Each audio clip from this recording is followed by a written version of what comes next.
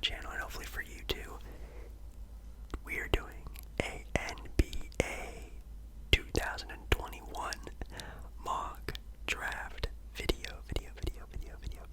So, with that being said, we are going to take a little bit of a deep dive into probably the top 10 of the NBA draft picks. I'm going to make my own selections and maybe we'll talk about them more specifically in detail, what I think about the teams that are going to be drafting these players, and maybe also some draft night trade possibilities. It should be a lot of fun, so make sure you slap a like on this video. Not only to show support, but also if you're also excited for the NBA draft, and make sure you subscribe to the channel as well, because I am doing a giveaway at 7.5k, which is very close to where we are right now. And yeah, make sure to check out yesterday's video as well as always. And that being said, I think that's everything. So I think let's just jump right into tonight's video. Alright, so in order of the top 10 draft picks we have here with the number 1 overall pick, the Detroit Pistons. At number 2, we have the Houston Rockets. Number 3, we have the Cleveland Cavaliers. Number 4, the Toronto Raptors. With the 5th pick, the Orlando Magic. 6th pick, I don't know why I said it that weird. The Oklahoma City Thunder. Then we have the Golden State Warriors with the 7th pick. The 8th pick again, we have the Orlando Magic. The 9th pick, we have the Sacramento Kings. And the 10th pick, we have the New Orleans Pelicans. And then it goes to the Hornets, the Spurs, the Pacers, the Warriors again, the Wizards, the Thunder, the Grizzlies, the Thunder again, the Knicks, the Hawks. You get the gist, pretty much all teams. But we really are only going to focus on the top 10. And at the number 1 overall pick with the Detroit Pistons, obviously there's been a lot of draft night trade possibilities of maybe the Detroit Pistons trading down, getting some more assets for the team, whether it's a good young player, better draft selections as well. But me personally, I think Detroit is going to be constantly picking up the phone, answering, listening to trade possibilities. But I think they're going to keep their selection at the number 1 pick, and at the number 1 pick, this dude is being compared to players like Luka, Doncic, James Harden. Wow. It's Cade Cunningham with the number 1 overall pick. Cade Cunningham will be selected to the Detroit Pistons. I do not think Detroit will pass up on a possibility of getting a player like a franchise cornerstone like Cade Cunningham could be.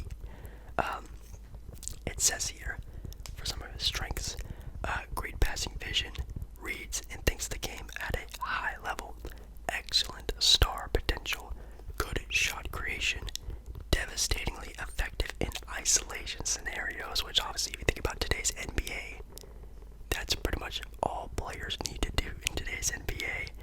Effective shooter, multiple position defender, and uses his size to his advantage. Obviously being a player who's already like a 6'7", 6'6", 6'8", in that range guard. Think of him like a LaMelo Ball, again a Luka Doncic type of player with his size and ability. Wow, that's a lot of good things. Now again, I think the Pistons will be constantly answering the phone, trying to figure out what to do with their pick, but I think, at least in my opinion, it's pretty easy set in stone to draft a player like this. Sure, could they trade their pick to the Houston Rockets and trade down a spot, but also gaining a player like Christian Wood? I think yes, that's a big possibility, but I mean, like I just mentioned, Cade Cunningham is being compared to some of the best young players in today's NBA, and the way the NBA is going, big guards who can control, isolate, create his own shot, create shots for everyone else, is what the NBA is looking for. Again, LaMelo Ball, Luka Doncic, very important. So, with Detroit not really having anything going for that team, they need that. They need just a go-to guy, and Cade Cunningham can be that. Cade Cunningham, easily the number 1 overall. Then, with the 2nd overall pick, already went over this, we have the Houston Rockets, and again, Houston Rockets are desperately trying to trade up in this draft, offering again their best player,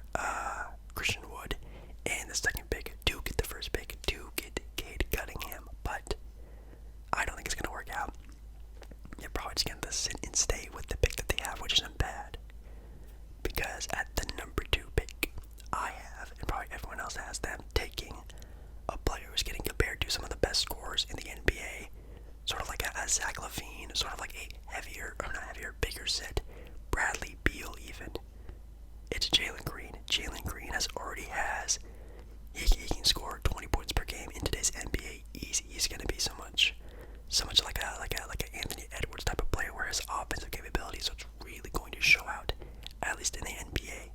Maybe he's going to have another year or two of just development and watching and a lot of just like understanding of the NBA game. So maybe he won't, explode onto the scene, but he will one day be maybe one of the more talented NBA scorers in the NBA. Mark my words.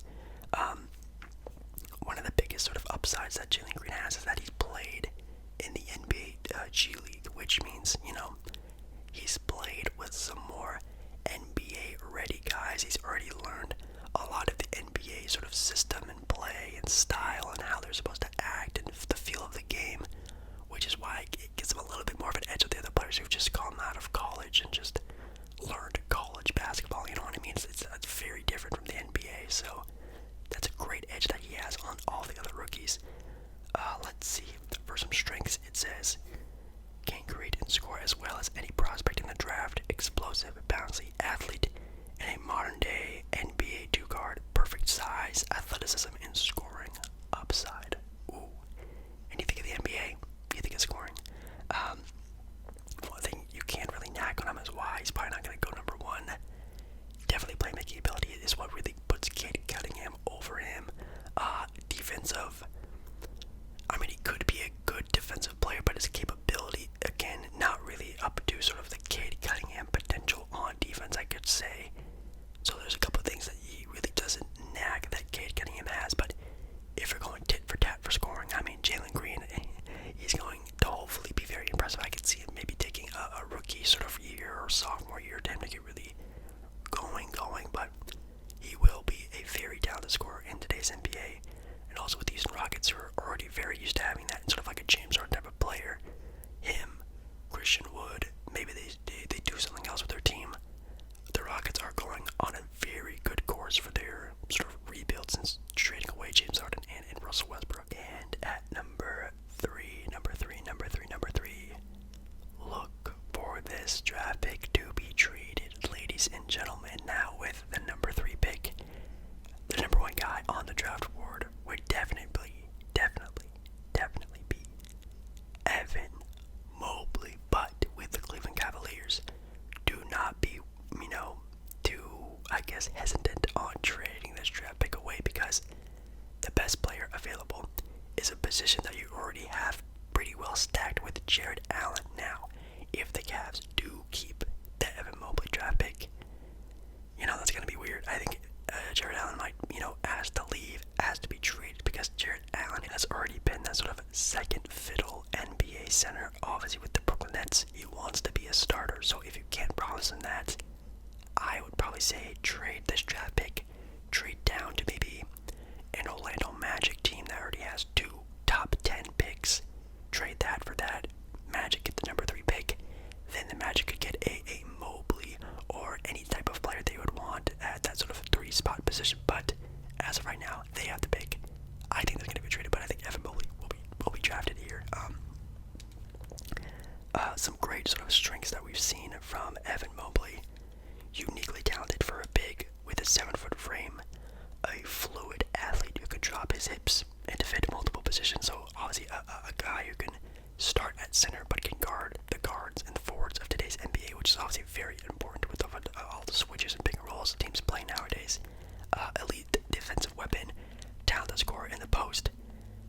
Gets a lot of comparisons to a Chris Bosh type of player, which that's a very good comparison. I mean, maybe even like a very early, like a rookie Anthony Davis type of potential as well.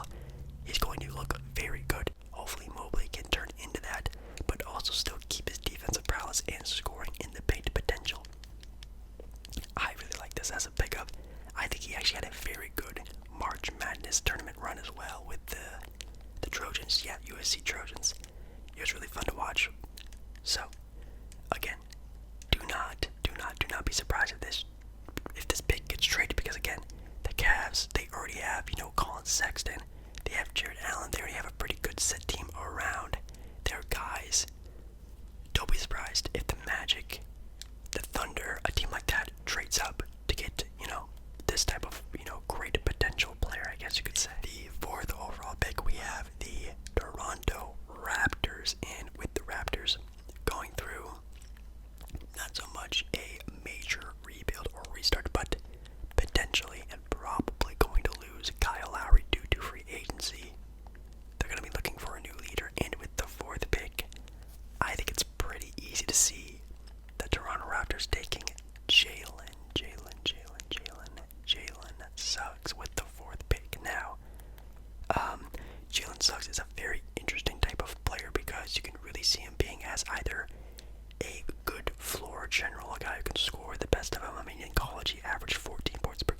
5 assists, 5 rebounds, 50% from the field, which is crazy for a guard in college. But you could also see him being just more of a, backup point guard, this or that. I mean, it's going to be a very flip-floppy pick. Now, he does have great potential, and he played with a great organization, obviously, with Gonzaga having a great tournament run, obviously. But will it turn out for the Toronto Raptors? I will hopefully say yes, because, again, Jalen Suggs, I will believe in him. Some strengths that he has. Definitely, it says here, competitive, fiery guard who motors, always runs hot, which is very true. A slashing type of point guard who can finish around the rim, a very good passer, active rebounder, and a good shot creator who projects as franchise caliber starting point guard. All very true. Now, it says here he is a good shooter, but 3-point rating tailed off, hitting only 33% for his year that year. That's definitely not the greatest, and also being an undersized guard in the NBA, I think he only is about 6'1", 6'2", so that's also going to be a little bit troublesome. But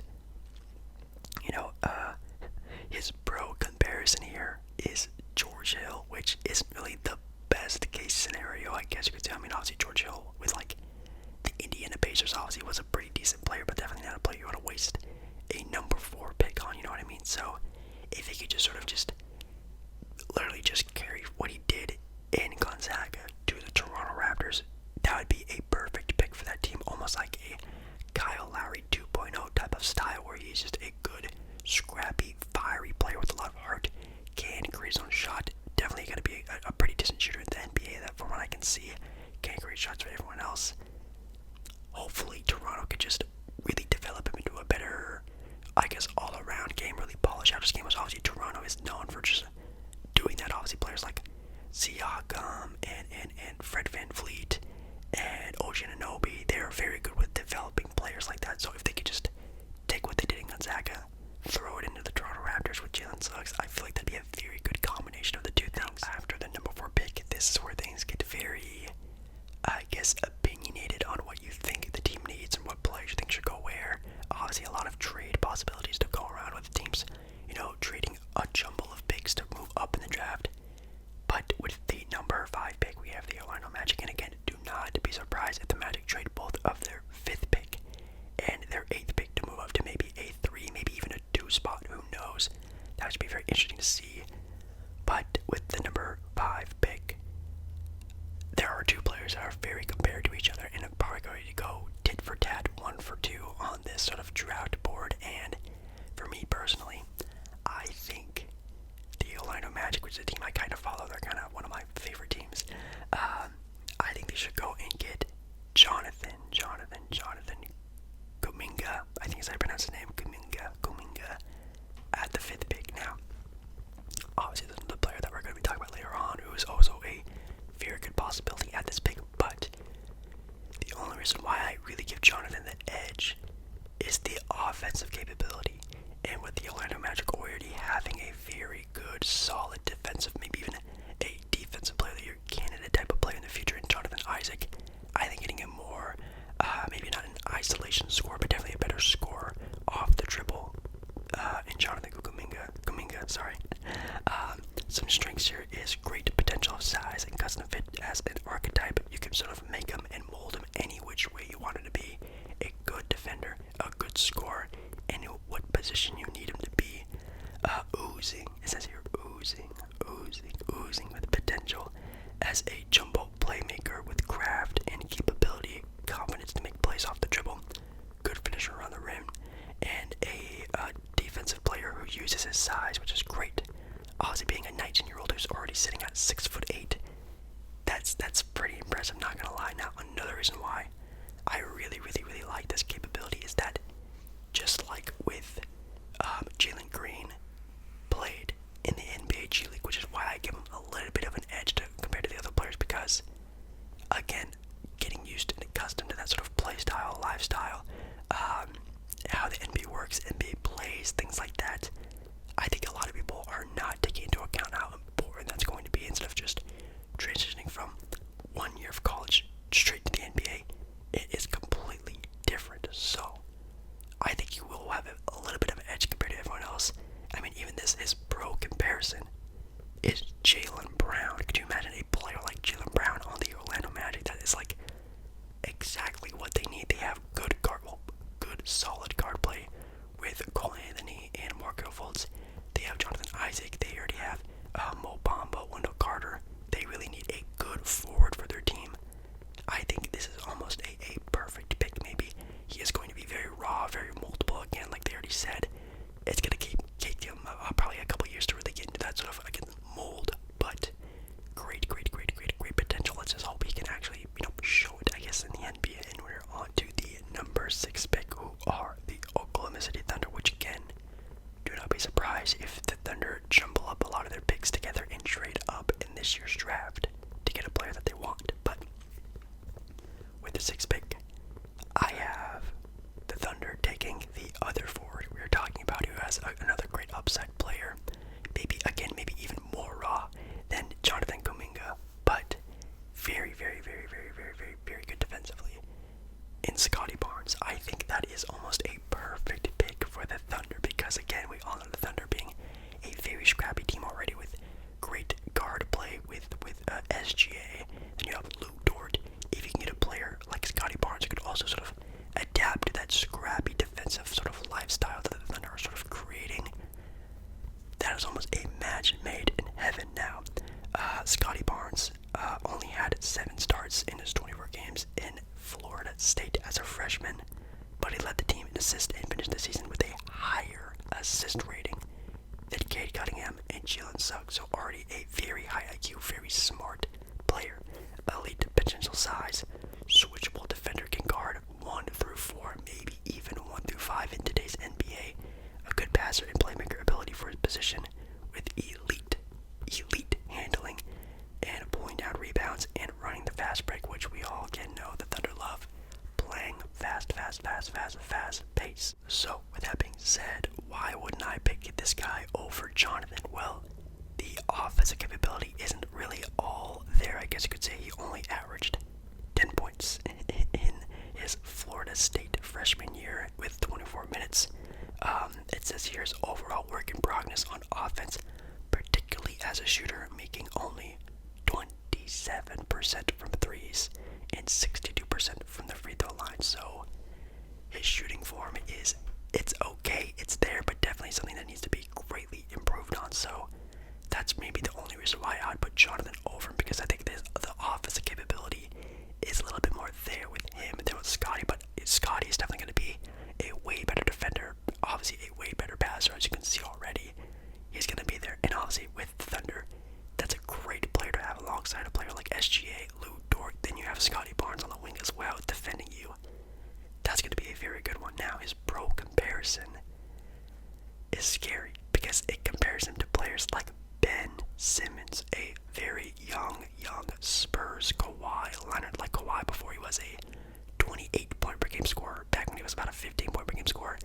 I see Scottie Barnes being a lot like that type of play style. So I think that is almost a match made in heaven for the Thunder. Next up with the number 7 pick, we have the Golden State Warriors. And again, do not be surprised if these picks get traded for, maybe in a jumble of draft sort of trade potentials to maybe get more of a solid rotation player for the Golden State Warriors. Obviously looking to trade these picks away, maybe even Jonathan and James Wiseman, to maybe get another big time player for the franchise. Could be very interesting to see. So, but if they do end up keeping this, whoever does end up keeping this pick, taking sort of a risk with this pick, could be very potentially amazing for a team, obviously like the Golden State Warriors, who already have players like this. And I say picking up Zaire Williams would be a very good choice for the Golden State Warriors. Obviously being a very raw shooting guard who has a great shooting upside, already having a good stroke, maybe being a little bit kind of inconsistent with that jump shot, but could potentially to be a very good knockdown three-point shooter, which obviously with the Golden State Warriors, why wouldn't you want just more of that? You know what I mean? He played for Stanford, I think it was. For some of his strength, it says great size and athleticism for a wing to create his own shots. Extremely high ceiling if a franchise can tap into his potential. And again, a great franchise with great coaching, with great sort of show that can develop very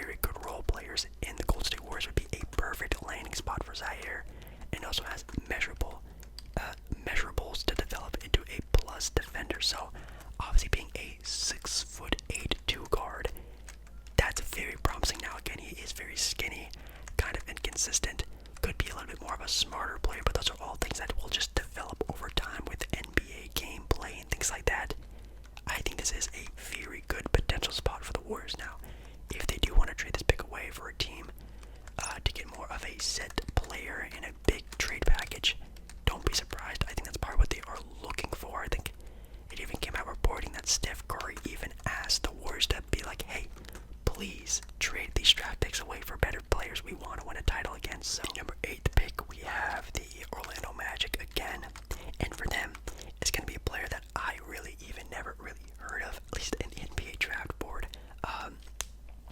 They have them on this website taking a player named Brandon Boston Jr., who is formerly a 5-star player coming out of high school, going into college, and it looks like this guy has a lot of potential upside because his player comparison for the NBA is Tim Hardaway Jr. Now again, for the Orlando Magic, they need desperately scoring. If they can get a player like a Tim Hardaway Jr., that is nearly perfect. Now he only averaged in college about 12 points per game on 40% shooting, which isn't terrible, but definitely could use a little bit more raw potential talent, I guess you could say.